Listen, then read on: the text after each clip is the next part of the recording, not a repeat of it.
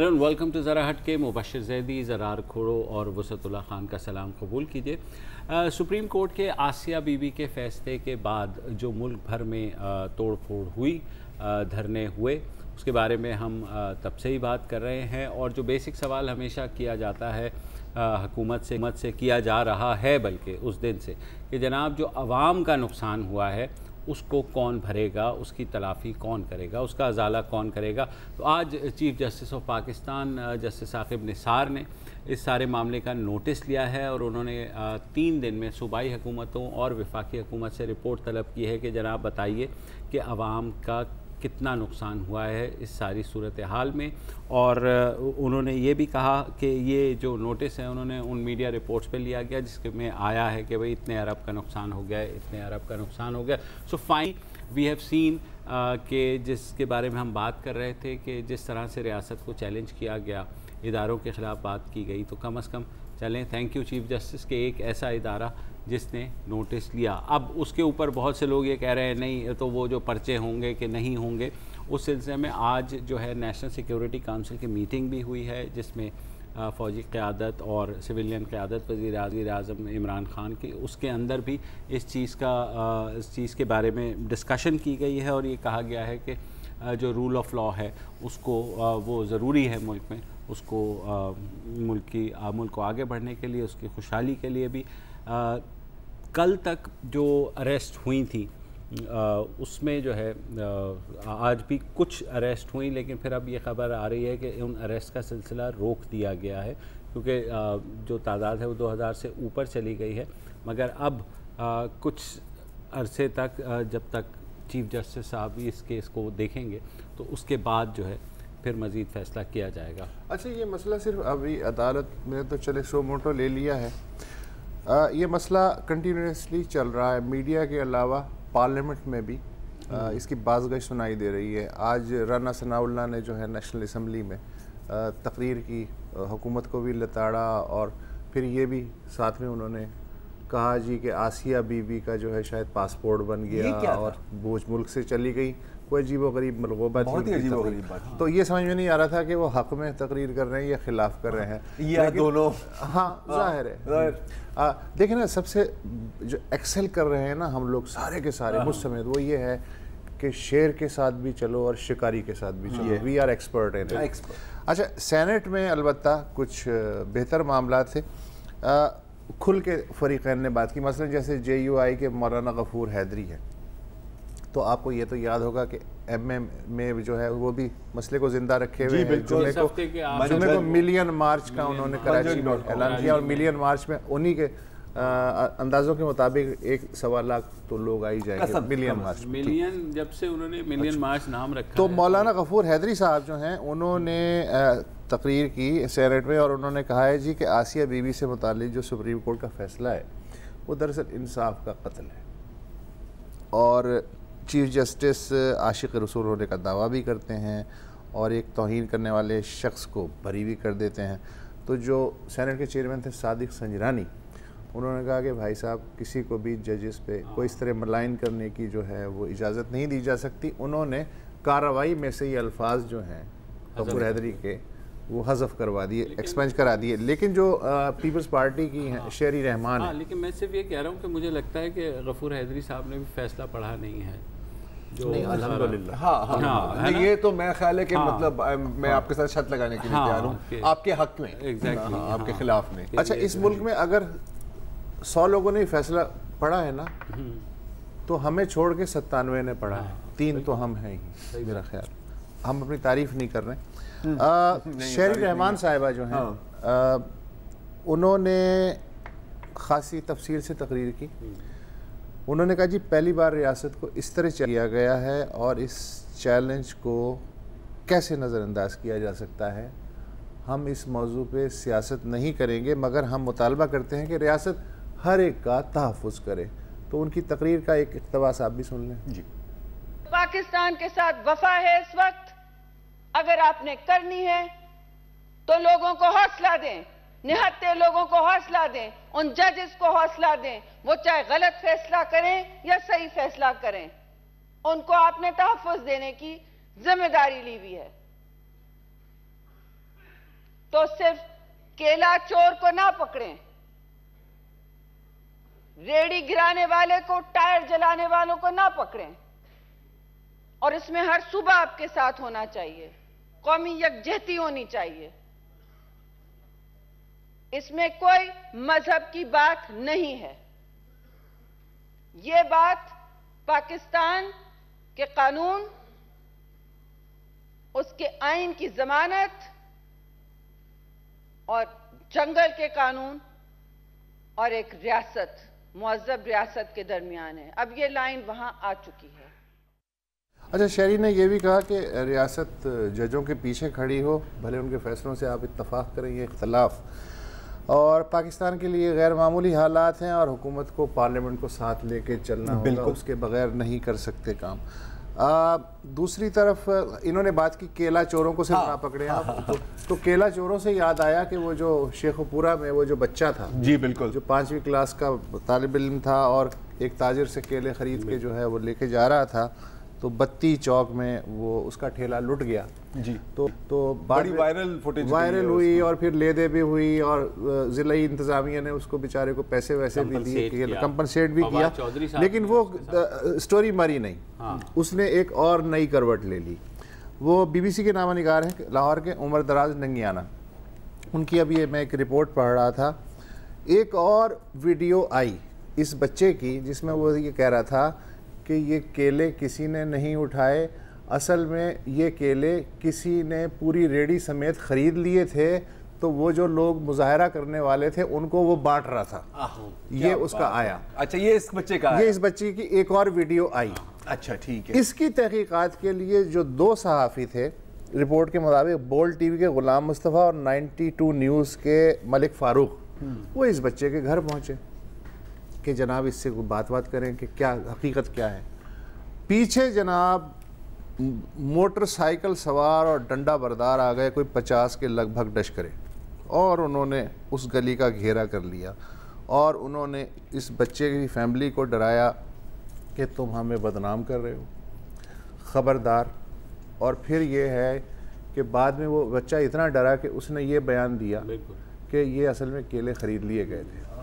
وہ جو مجمع تھا، اب یہ کہہ رہے ہیں اسسٹنٹ کمشنر شیخو پورہ فضائل مدثر کہ وہ جو مجمع ہے ان دونوں صحافیوں کو دھرنے کی سینئر قیادت کے پاس لے کے گیا، ماشاءاللہ 2-2.5 گھنٹے تک وہ دھرنے کی سینئر قیادت کے مہمان رہے، اور اس کے بعد ان دونوں نے بھی مجمع کے سامنے یہ بیان ریکارڈ کرایا کہ اصل میں یہ ٹھیلا لوٹا نہیں گیا تھا، بلکہ یہ ٹھیلا جو ہے وہ کسی مخیر نے خرید کے مظاہرین میں کیلے تقسیم کر دیے تھے۔ میرا کہنا یہ ہے کہ ریاست کا کوئی بھی ادارہ ہو، اس کا کوئی واضح لائن آف ایکشن اس لیے نظر نہیں آتی کہ اب جیسے اپوزیشن کو آپ لے لیں، جب عمران خان نے تقریر کی کہ ریاست سے مت ٹکرانا برا ہوگا، تو اس وقت خورشید شاہ ہوں، سعد رفیق ہوں، شہباز شریف ہوں، سب نے کہا جناب ان کی باڈی لینگویج بہت سخت تھی اور اس لہجے میں تو جو ہے معاملات حل نہیں اور یہ ہوتے، اور اگر حکومت نے طاقت کا استعمال کیا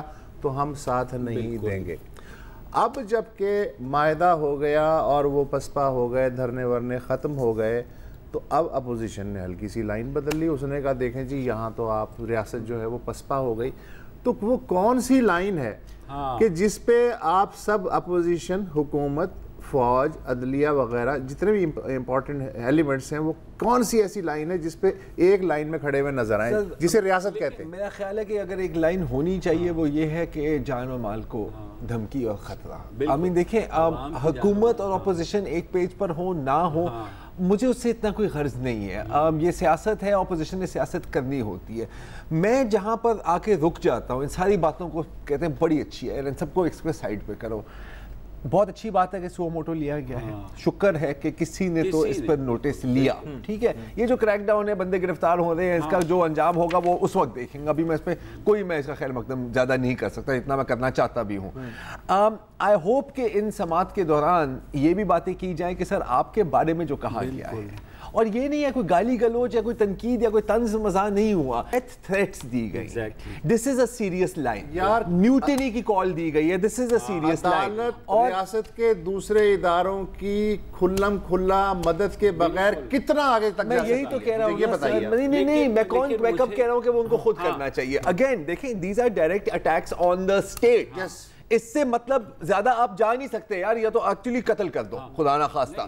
تو پوائنٹ ہے کہ اگر ان چیزوں پر آپ نہیں ایکشن لیں گے تو سر آپ اپنی ریاست کو ہی تباہ کر رہے ہیں نا. جیسے جو شہید امان صاحب کورٹ لیڈ کرنے کو تیار ہے, نہیں اب تو انہوں نے کر لیا نا ایک سٹیپ فارورڈ. اب باقیوں کو چاہیے کہ وہ پیچھے جو ادارے ہیں جنہیں کورٹ کے پیچھے کھڑا ہونا چاہیے, کیا وہ 100% کھڑے ہیں؟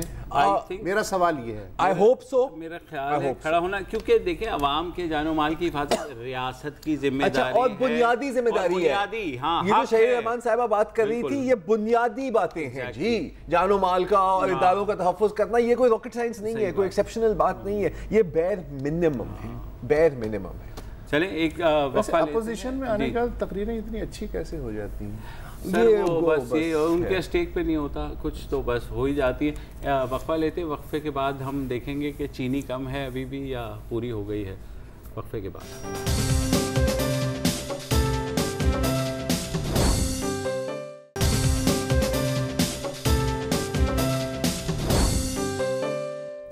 Welcome back. کل ہے 7 نومبر اور 7 نومبر کو IMF کی ایک ٹیم اسلام آباد آ رہی ہے پاکستان کو جو قرضہ دینا ہے اس کی شرائط پہ بات چیت کرنے. لیکن میری سمجھ میں یہ نہیں آ رہا کہ اب وہ کیوں آ رہی ہے IMF کی ٹیم.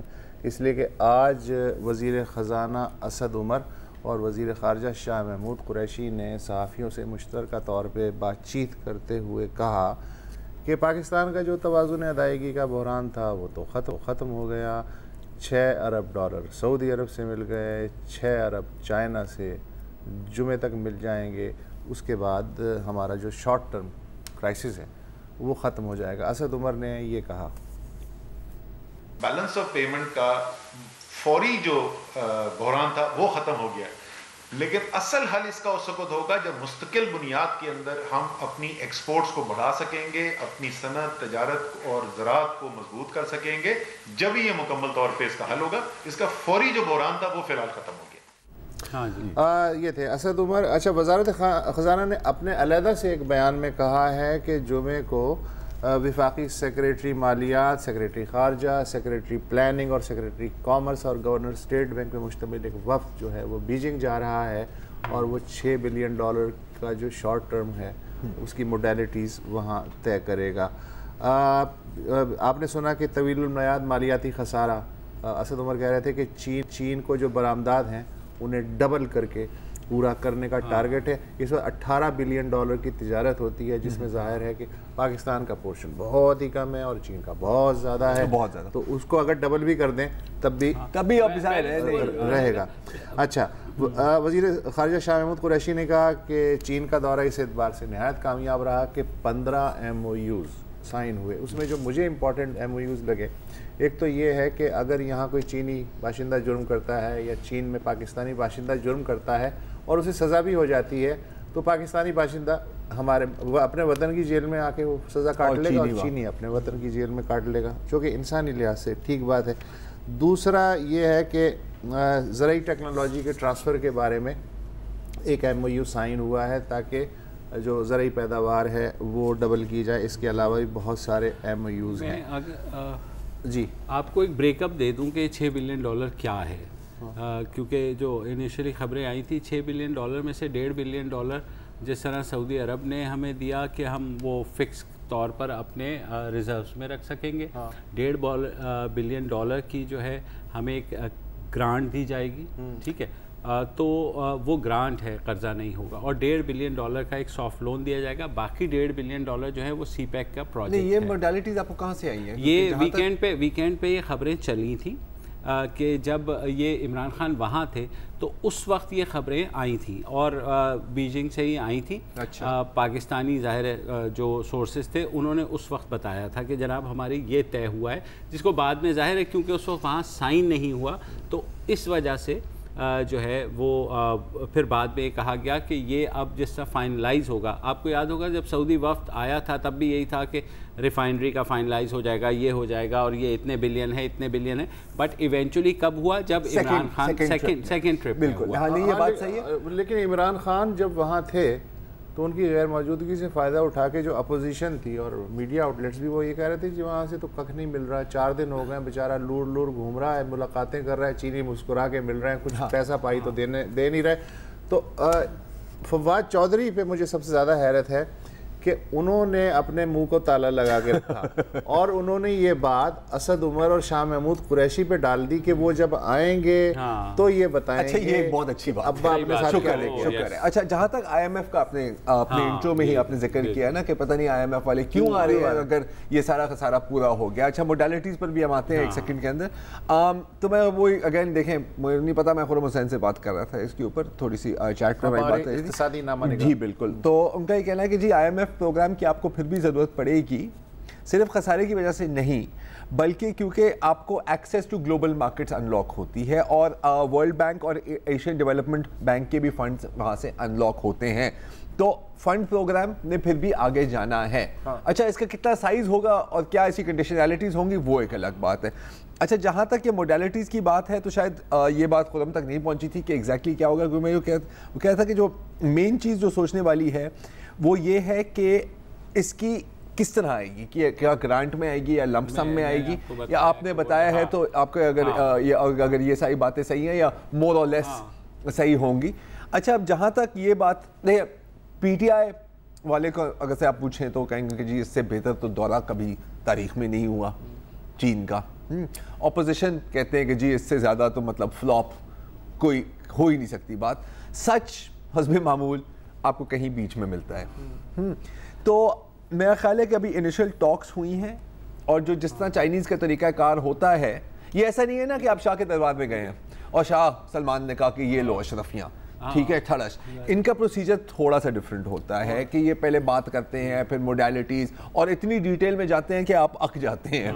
تو یہ بھی میرا خیال یہاں پر بھی تقریباً ایسا ہی ہو رہا ہے. اور جو آئی ایم ایف کی آپ نے بات کی نا, دیکھیں یہ تو انہوں نے بیلنس آف پیمنٹ کی بات کی کہ ہمیں ادائیگیوں کا مسئلہ نہیں رہے گا. Balance of payment is some thing else then date servicing, ٹھیک ہے. تو آئی ایم ایف کا جو قرضہ ہے وہ ہے ڈیٹ سروسنگ, یعنی قرضے اتارنے کے لیے جو آپ نے دینا ہے وہ وہاں سے. اچھا اس کا فائدہ کیا ہوگا؟ اس کا فائدہ یہ ہوگا کہ جو ڈیولپمنٹ سکیمز اس حکومت نے اناؤنس کی ہوئی ہیں, جیسے انہوں نے گھر بنانے, ہاؤسنگ پروجیکٹ, نوکریاں 50 لاکھ, ہاں تو وہ اس میں آپ کو روم ملے گا کہ آپ ڈیولپمنٹ کا جو اپنا کام ہے نا وہ کریں. پہلے تو یہ ہو رہا تھا نا کہ بھئی اگر آپ آئی ایم ایف کے صرف مرہون منت ہیں تو وہ کہیں گے بھائی ڈیولپمنٹ تو آپ چھوڑو نا ذرا, پہلے آ کر کے یہ چیز ہاں پہلے وہ کر لو. اور آئی ایم ایف کا قرضہ جو ہے وہ ہارڈلی 1% پہ ہوتا ہے ورلڈ بینک. لیکن کنڈیشنالٹیز ہی بات ہوتی ہے, کنڈیشنالٹیز کی ہوتی ہے کہ جناب آپ بجلی کی قیمتیں بڑھائیں, آپ گیس کی بڑھائیں. تو اب جو ہے یہ جو بریدر ملے گا حکومت کو, میرے خیال میں یہ چیزیں. پھر میں یہ کہتا ہوں کہ جو انہوں نے انڈسٹری کے لیے سستی کی ہے گیس, اور جو زراعت کے لیے بجلی انہوں نے سستی کی ہے, اس کا امپیکٹ ہمیں یہ 6 مہینے امپورٹنٹ ہوں گے کہ کک سٹارٹ ہو آپ کی اکانومی. گیس جو ہے سبسیڈائز کی ہے انڈسٹریز کے, تاکہ ہماری ایکسپورٹس جو ہے نا وہ بڑھیں اور کمپیٹیٹیو ہو جائیں. اور زراعت کے لیے بھی یہ کہ زراعت کیونکہ ہماری بہرحال بیک بون ہے, اس میں بھی زراعت میں بھی اضافہ ہو. اب دیکھیں کہ 6 مہینے میں کس حد تک ہماری اکانومی کک سٹارٹ ہوتی ہے. اور اوبیسلی کہنے کو بہت ہے, 21 دن باقی ہیں. ہاں ایک بریک لے لیتے ہیں نیوز اپڈیٹ کے لیے, پھر واپس آتے ہیں.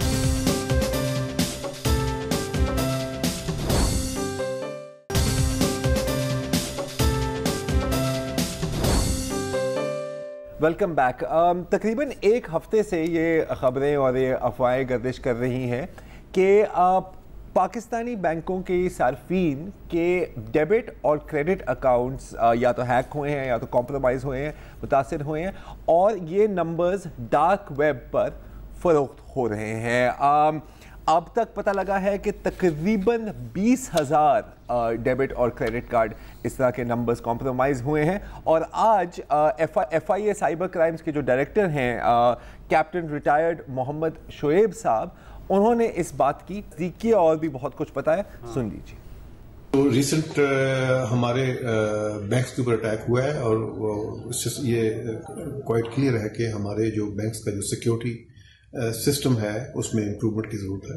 اس سلسلے میں ہم نے آلریڈی اسٹیٹ بینک سے بات کی ہے اور تمام بینکس کے جو سیکیورٹی کے سپروائزر ہیں ان کو ہم نے کال کی ہوئی میٹنگ کے لیے. And we look into this کہ کس طریقے سے ہمارے بینکس کا جو سیکیورٹی سسٹم ہے اس کو امپروو کیا جائے. گینگس کی بات کریں تو دے آر مینی گینگس جو کہ ہم نے پکڑے ہیں اور کورٹ میں ان کے چلان دیے ہیں اور ان سے ریکوریز بھی کی ہیں. بینکنگ فراڈ میں ایک اور ایلیمنٹ جو ہے وچ از کاز آف کنسرن کہ بینکس جو ہیں وہ اپنی جو ان کی جو چوری ہوتی ہے اس کو وہ بھی چھپاتے ہیں. اس کی وجہ سے جو ہے ہمیں بہت ساری رپورٹنگ جو کلائنٹس ان کے بینکس کو کرتے ہیں وہ ہمیں نہیں کرتے اور لوگوں کے جو ہے ان کی جو پیسے ہیں وہ نکل جاتے ہیں. ہم کوشش کر رہے ہیں اس سلسلے میں کہ جو ہے اس کے اوپر پرو ایکٹیو کام کریں اور بینک پلفریج کو روکا جا سکے. جی تو یہ تو تھے شہیب صاحب. اب اس پر تحقیقات کرتے ہوئے پتہ لگا کہ کل یعنی 4 نومبر کو ایک آرگنائزیشن ہے Pakistan computer emergency response team اور یہ ڈیل کرتے ہیں انفارمیشن سیکیورٹی سائبر سیکیورٹی وغیرہ وغیرہ کنسلٹنسی بھی کرتے ہیں اور ٹریننگز بھی کرتے ہیں پاک سرٹ کے نام سے. تو ان کی ایک بہت ہی تفصیلی رپورٹ آئی ہے اور آپ میں سے جو بھی اس کے بارے میں جاننا چاہتے ہیں کہ ایگزیکٹلی ہوا کیا ہے میں آپ کو ریکمینڈ کروں گا کہ آپ PAKCERT.org کی ویب سائٹ پر جائیں اور یہ رپورٹ پڑھ لیں. میں آپ کو اس کا خلاصہ دے دیتا ہوں. معاملہ شروع ہوا 26 اکتوبر کو. 26 اکتوبر کو ڈارک ویب پر 9000 ڈیبٹ اور کریڈٹ کارڈ کی ڈیٹیلز دی گئی اور ان کو نیلام کیا گیا $100 سے لے کے $135 تک کی ریٹ میں. اس میں سے زیادہ تر پاکستانی بینکس ہی تھے. پہلے تو خبر آئی کہ جی بینک لگ بھگ پاکستانی بینک پہلے میں کم تھے, ایک اور بھی تھے, میں بھی اس پہ آ رہا ہوں. پہلے تو یہ خبر آئی کہ صرف بینک اسلامی کے بارے میں کہ جی, اور 27 اکتوبر کو بالکل اگلے روز بینک اسلامی نے نوٹ کیا کہ کوئی 2.6 ملین روپیز کی سسپیشس ٹرانزیکشنز ہو رہی ہیں. تو انہوں نے اپنا پورا انٹرنیشنل پیمنٹ سسٹم ڈاؤن کر دیا اور لوگوں کو SMS کر دیا کہ جی کچھ ہو رہا ہے, آپ لوگ احتیاط کریں. اس کے بعد پھر باقی بینکوں نے بھی, وسط صاحب آپ جو بات ابھی کر رہے تھے, اچھا نام آیا بینک اسلامی کو لیکن جو 26 اکتوبر کو جو ڈیٹا ڈمپ ہوا ہے ڈارک ویب پر, اس میں bank Alfalah, Faysal bank, Habib bank, JS bank, Samba, Soneri bank, Standard Chartered اور بینک آف پنجاب بھی تھے. اور ساری جو ڈیٹیل تھی کارڈز کی وہ ڈارک ویب پر تھی اور آپ وہاں پر ان کو خرید سکتے تھے. اچھا اب لوگوں نے سمجھا کہ یار چلو یہ تو ہو گیا ہے لیکن معاملہ ڈھل گیا ہے, لیکن ایسا نہیں تھا. پھر 31 اکتوبر کو ایک اور ڈمپ ہوا, اس دفعہ 12000 کارڈ ڈمپ ہوئے. اب کل تعداد وسط صاحب آ جاتی ہے پاکستانی بینکس کی تقریباً 20 سے 22 بینکس, اور اس میں اگین دبئی اسلامک بینک, حبیب میٹروپولیٹن, KSB, MCB, مطلب جتنے بھی بینک ہیں تقریباً سبھی آ گئے. اچھا اب یہ ہوا کیسے, کیونکہ ہم بڑی آسانی سے لفظ استعمال کرتے ہیں ہیکنگ کا, اور یہ شاید آدھے وقت میں پتہ نہیں ہوتا کہ ہیکنگ کا مطلب کیا ہے. یا تو بینک کا ڈیٹا بیس کمپرومائز ہوا ہے یا تو کوئی اور طریقہ استعمال کیا گیا ہے. تو اب مجھے اس کی سمجھ نہیں آ رہی تو میں نے کال کی. ہیکنگ نارملی یہ ہوتی ہے کہ وہ آپ کے نہیں ہاں, but point is like security breach from the bank کے سرورز. اچھا وہ ایک الگ گیم ہے. میری بات ہوئی شو سے پہلے قاضی محمد مصباح الدین احمد صاحب سے جو چیف ایگزیکٹو افسر ہیں پاک سرٹ کے. تو پہلے تو میں نے ان سے پوچھا کہ ہمیں تھوڑا سا بتائیں کہ یہ ہوا کیا ہے اور ان کی نظر میں کیا یہ ہیکنگ سے آبٹین ہوا ہے یا کسی اور قسم کا سیکیورٹی بریچ ہے. تو سنیے انہوں نے کیا کہا. پاکستان کے کچھ بینکس ہیں جن کے اندر یہ سیکیورٹی انسیڈنٹ ہوا ہے اور کچھ کارڈز جو ہیں وہ اسٹیل کیے گئے. انیشلی جو رپورٹس آئیں وہ یہ تھی کہ شاید کوئی ایک بینک ہے جو انوالو ہے اور اس کے کسٹمرز ہی صرف جو ہے افیکٹڈ ہیں. لیکن پھر لیٹلی ہم نے جو اپنی ریسرچ کی اور فائنڈ آؤٹ کیا تو پتہ یہ لگا کہ یہ ایک بینک نہیں ہے بلکہ 22 پاکستانی بینکس ہیں جن کے اوور 19,000 ڈفرینٹ جو کارڈز ہیں ڈیبٹ کارڈز وہ اس میں کمپرومائز ہیں. اور ڈارک ویب جو انٹرنیٹ کا وہ حصہ ہوتا ہے جو کرمنلز اپنی ایکٹیویٹی کے لیے یوز کرتے ہیں وہاں پہ فار سیل جو ہیں اویلیبل ہیں. اور جس طرح سے یا جن فارمیٹس کے اندر یہ کارڈز جو ہے وہ فار سیل آئے ہیں تو وہ مارکڈ بھی یہی ہیں کہ یہ اسکمڈ کارڈز ہیں، اور نمبر 2 یہ کہ یہ بہت ہی آبویس ہوتا ہے ہمارے لیے کہ جب کسی ملٹیپل بینکس کے 2 کارڈز، 10 کارڈز، 12 کارڈز یا 500 کارڈز ڈفرینٹ ویریشنز میں جب کمپرومائز ہوتے ہیں، تو اس کا مطلب یہ کہ بینک اٹسیلف خود کمپرومائز نہیں ہوا ہے، بلکہ کوئی ATM مشین یا ڈیوائس جو ہے وہاں سے کسی نے جو ہے وہ ان کارڈز کو جو ہے وہ کاپی کیا ہے۔ اچھا، ابھی جو قاضی صاحب نے بات کی میں تھوڑا سا کلیئر کر دوں، اگر یہ بینک کا سسٹم کمپرومائز ہوتا تو پھر تو آپ سمجھیں کہ لاکھوں کی تعداد میں کارڈ، سارا ڈیٹا آ گیا اور مکمل ڈیٹا۔ اب جب آپ نے انٹرنیشنل، اگر آپ نے کبھی کریڈٹ کارڈ یوز کیا ہوا ہو انٹرنیٹ پر کسی چیز کو خریدنے کے لیے، صرف کارڈ کا نمبر تو نہیں جاتا نا، یا ایکسپائری ڈیٹ تو نہیں جاتی، آپ کا نام، آپ کا پتہ، مدرز نیم کو 1000 address, so on and so forth, 1000 چیزیں جاتی ہیں۔ تو ان کے مطابق، اور ان کی بات سینس بن رہی ہے کیونکہ ان کے رپورٹ میں ایگزیکٹ فگرز بھی دیے ہوئے ہیں کہ جیسے 28 کارڈ بینک الفلاح کے، 508 کارڈ بینک اسلامی کے، اگر یہ ہیک ہوتا تو یہ لاکھوں کی تعداد میں ہوتی۔ تو ان کا خیال ہے، and I think he is right, کہ یہ آپ کو یاد ہے کہ اسی سال یہ ATM اسکیمرز کا بڑا ایک اسکینڈل شروع ہوا تھا جی، کہ یہ ایک ڈیوائس لگا دیتے ہیں یا ایک کیمرہ لگا دیتے ہیں، اس پر ہم نے ایک تفصیل، لوکل بھی پکڑے گئے تھے، چینی بھی پکڑے گئے تھے، چینی بھی پکڑے گئے تھے، یورپ کے اور وہ افریقن بہت زیادہ۔ تو اب اس پہ کافی تفصیلی شو بھی کیا تھا، اس کی 2-3 پوائنٹس ابھی دوہرا بھی دیں گے اس کے اینڈ میں۔ ایک اور جو کلو یہ ہے کہ ان کے مطابق کہ جیسے سٹی بینک، اب اس کے تو ٹرانزیکشن لیمٹ بہت زیادہ ہے نا، $10,000 تک پہنچ سکتے، ان کے کارڈ $1 سے $35 تک بکتے ہیں۔ تو یہ کیسے ہو سکتا ہے کہ پاکستانی کارڈ $135 کے بک رہے ہیں؟ تو اس کی بھی انہوں نے ایک ایکسپلینیشن دی ہے کہ تو یہ استعمال شدہ کارڈ ہیں جن لوگوں نے سکمنگ کی ہے اور انہوں نے پھر کہا کہ یار اب یہ ڈیٹا ہے ہمارے پاس، کیوں نہ $2,000-3,000 اس کے اوپر کما لیں۔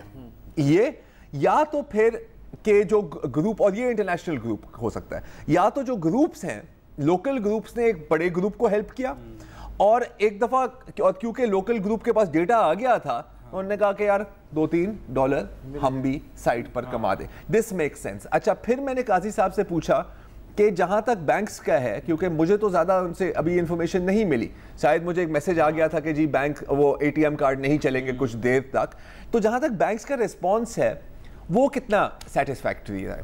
سنیے۔ جی ہاں، اسٹیٹ بینک نے بھی بینکس کو ڈائریکٹیوز دی ہوئی ہیں، پہلے بھی دی تھی اور ابھی بھی اس انسیڈنٹ کے بعد بھی جتنے بھی بینکس ہیں انہوں نے اپنے کسٹمرز کو SMS اور ای میلز کے تھرو انفارم تو کیا ہے کہ ان کی ٹرانزیکشنز بند ہیں، لیکن کیونکہ اس وقت تک یہ ڈیٹیلز پبلک نہیں ہوئی تھی کہ کتنے بینکس افیکٹڈ ہیں یا کتنوں کے کارڈز ہیں وہ فار سیل اویلیبل ہیں، تو میرے خیال سے یہ ہر کسی کو یہ بات اس رپورٹ سے پہلے نہیں معلوم تھی کہ کتنے بینکس ایکچولی جن کے کارڈز ہیں وہ انوالو ہیں۔ تو بینک سے نوٹیفیکیشن تو جو دے دیا اور اب رپورٹ بھی سامنے آ گئی ہے، تو میرے خیال سے ایکشن تھوڑا جو ہے وہ تیز ہو جائے گا۔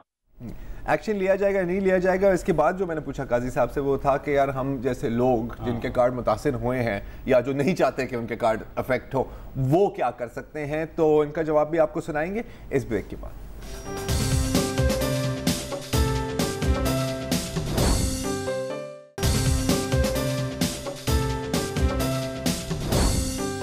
ویلکم بیک جی۔ بات ہو رہی ہے کہ پاکستان کے بینک کے صارفین کے جو کریڈٹ کارڈ اور ڈیبٹ کارڈ ڈیٹا کمپرومائز ہوا ہے۔ میری بات ہوئی تھی قاضی محمد احمد سے جو پاک سرٹ سائبر سیکیورٹی فرم کے CEO ہیں۔